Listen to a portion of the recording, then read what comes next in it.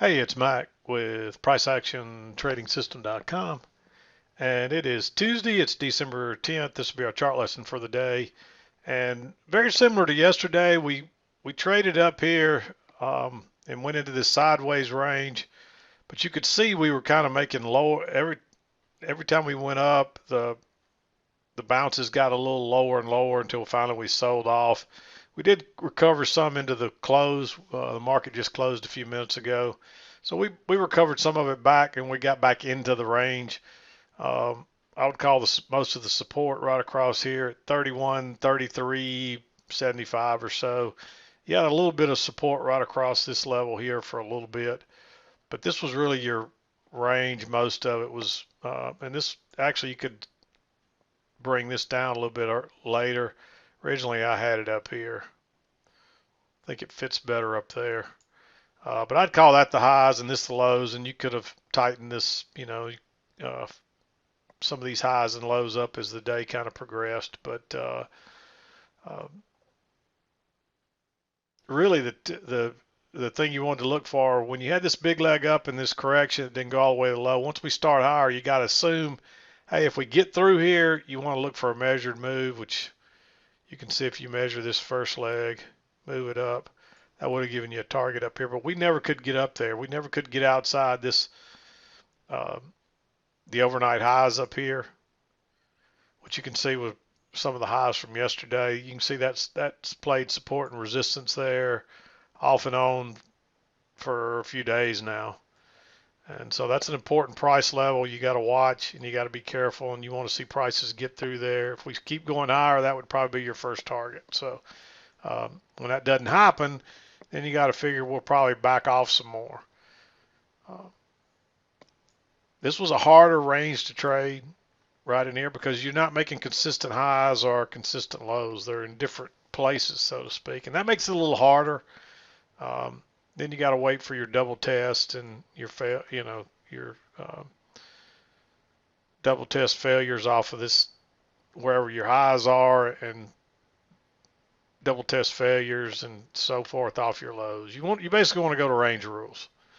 So, and forget about second entries and failed second entries and all that. I got a couple of questions on that today, and you just got to forget about those. They don't work in these little tight congestion areas. Now, if the range is big and you're trending from this end to this end and you're getting trends in there, by all means, you can still trade these trends in between. But when it gets this tight right here and it just keeps getting tighter and tighter, forget all that those trend rules and just go straight to range rules and don't try to trade anything else. Forget about, you'll just get whipsawed if you do. So keep that in mind. But this 7 o'clock came right in here, and notice you got a second entry long, but notice that new low, you get a first entry, a second entry. This little trend had played out. We got a close, a new low, and then we had this reversal pattern right here. If you caught that one trade, you would have had a runner early on, and you may not have even needed to trade anymore today. That one trade could have made you a nice little bundle right there. But guess what? We come up here to the highs, and then we make you got a lower high right here, but it's right into the EMA and not a lot of room. But notice we get a reversal here when you get a failed second entry long. It's still, we push through the EMA. I like to see this form on the other side, and that's why I made this green. But there's still a good chance we're probably going lower here, at least enough to get another leg down like this leg right here. And so if you want to be aggressive, that's the kind of trade you want to take. But it's not a perfect setup. We end up moving down. There's a couple of other bounces right here. Here's another one that here, let me make this a little bigger, that you might want to consider, but you just don't have much room right there. You're going short right into basically by the time you've had two measured moves down too, so it's getting a little iffy. Measure that first leg.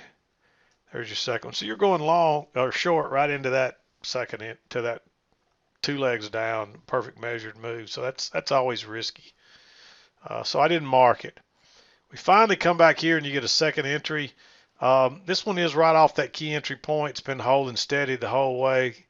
Um, it's close to a little double bottom, and it's not a perfect signal bar either, but it's mostly bearish. The thing is, it's off that key entry point, and it is a second entry, so I felt it was worth risking. It's real close to being green. You could argue for that to be green, but it is a second entry with the channel, with plenty of room to scalp out, other than it's close to those lows, but you got plenty of room in the tight channel, and you can see how you kept, you just don't have much room between the trend line and the trend channel line. So this was giving you a chance to get short way, right up here and right off the EMA and right off the key entry point. Turns out to be a good trade. Of course, you don't know that ahead of time.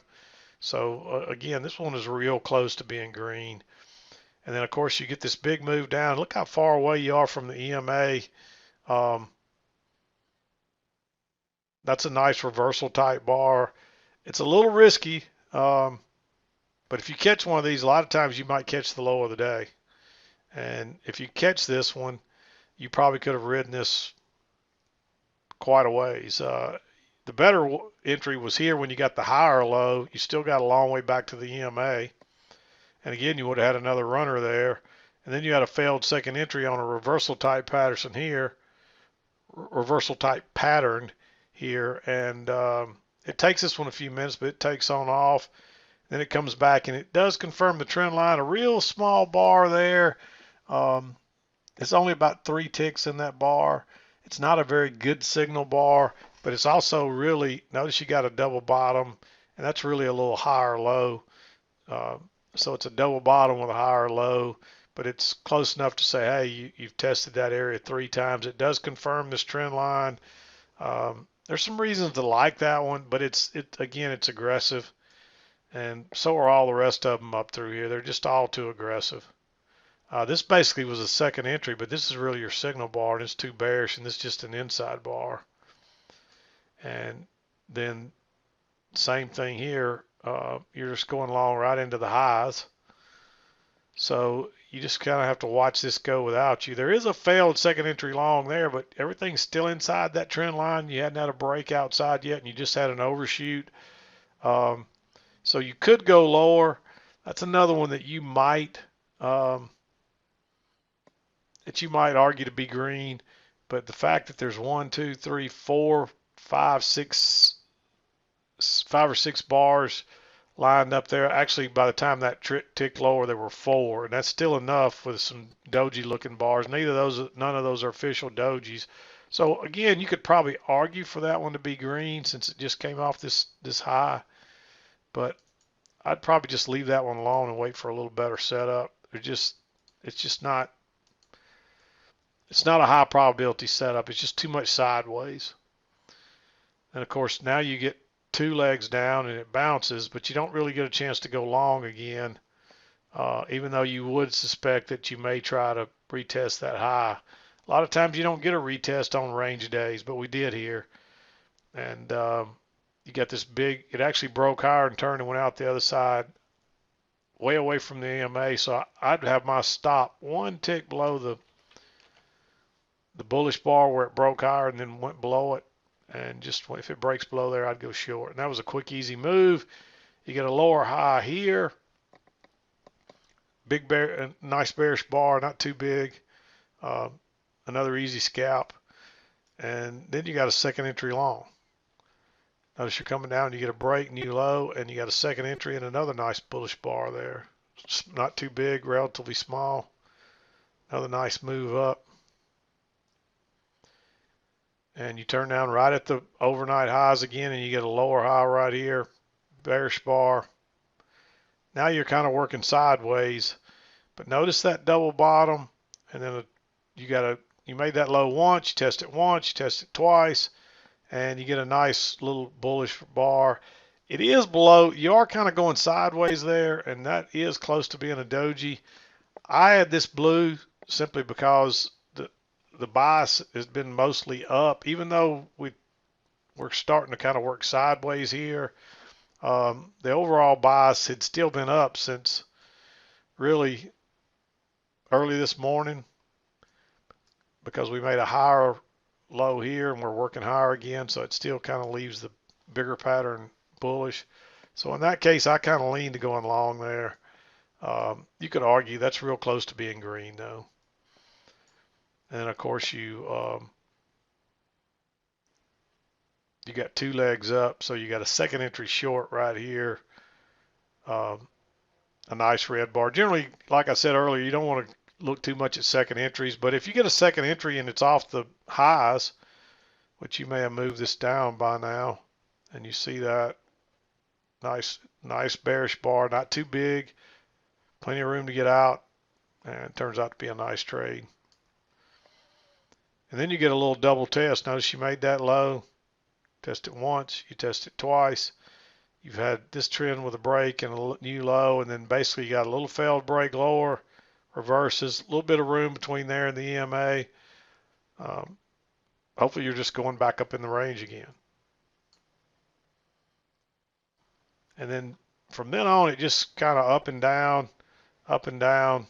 You didn't really get any good setups. There is a second entry long right here, but we went back down to the lows. And so you just had to be real careful with that one. It's only about 3 ticks, and it is an inside bar to this one, so I didn't mark it. You do come back down and get another. This broke lower and turned and went up. And you could look at that as 2 legs, but again, we're just kind of working sideways, and you've got this low, and you made it twice here, but it's only twice, so we could tick higher and come on back down, which we ended up doing. It took a little while, but we ended up coming down. And by this time, you can see these highs getting lower down through here, so you got to be a little concerned about that. It's like this little thing was just, this little range was tightening up. So anything from here on, it was just hard to know what the market was doing. It really had no direction. Look how flat the EMA is by then. So only thing you could really look at here is notice that low, first entry, second entry. It is a second entry short, but again, you just pretty much don't care about that at this point because that don't mean anything. So it's just a lower high off a double top with a nice small bearish bar. So you may take that. And again, it's aggressive. I marked it green because, and the main reason is because of how flat that is and how the swings are just getting closer and closer to the EMA. The market is just like really undecided. It doesn't know if it wants to go higher or lower. It doesn't, there's no real direction there at that point. And that's where you got to be careful because you will get whipsawed. You'll get yourself whipsawed in a heartbeat. So, but again, you may take that to the short side. And that's pretty much it for today. Just not much going on there. You got a few trades here between 9:30 and 10:30, and the rest of them just a few sporadic ones here and there. So several green ones, but you're almost always better off to ignore those unless you're just really trying to be aggressive. Sometimes I like them when they're at extremes like this, way down here or way up here on the breakout, failed breakouts and things like that. Y'all know my stance on that. That's where you catch some important lows. There's a good chance this might be an important low for the day, and you can see it was. A good chance this could be an important high, and that turns out to be the high of the day. So keep that in mind. But anyway, that's pretty much it for today. Not much else you can say. Just kind of a really quite boring day from about, really this started right in here about 9:30 and into 2 o'clock. There just wasn't much happening. You got a few shorts here and a couple of longs, and then it was just too iffy to really, not any really good setups after that. So anyway, I'm going to wrap it up, and we'll be back again to do it tomorrow. I'm done for today. This is Mac with PriceActionTradingSystem.com, and we'll see you next time.